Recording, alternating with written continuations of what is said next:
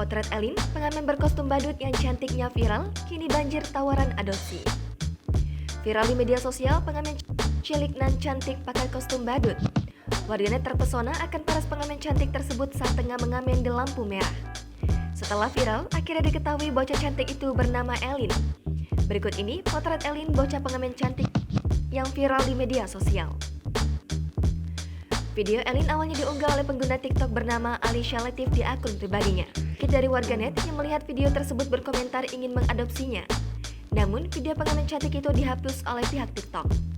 Meski begitu, video singkat yang memperlihatkan pengamen cantik pakai kostum badut itu kembali diunggah oleh akun Instagram @nyakaksehat yang kemudian menjadi viral.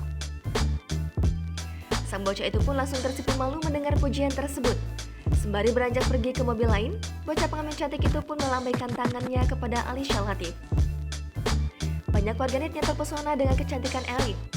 Bahkan ada warganet yang berkomentar ingin menafkahi hingga mengadopsi sang bocah cantik tersebut. Sosok pengamen sering digambarkan memiliki wajah yang kusam lantaran terlalu sering berada di jalanan.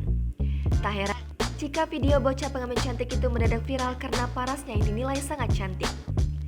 Dilansir dari program Selebrita Expose Trans 7, pada Sabtu 7 Mei 2022, Elin diketahui tinggal di daerah Jakarta. Ia tinggal bersama kakak dan ibunya di rumah yang sempit di pinggiran ibu kota.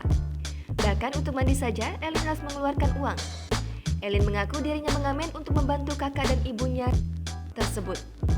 Dalam sehari, dia bisa menghasilkan Rp90.000, namun dia harus membayar setoran kostum badut yang ia pakai nilai Rp30.000. Elin mengatakan uang yang dia dapat tersebut digunakan untuk kesehariannya seperti makan dan lain-lain.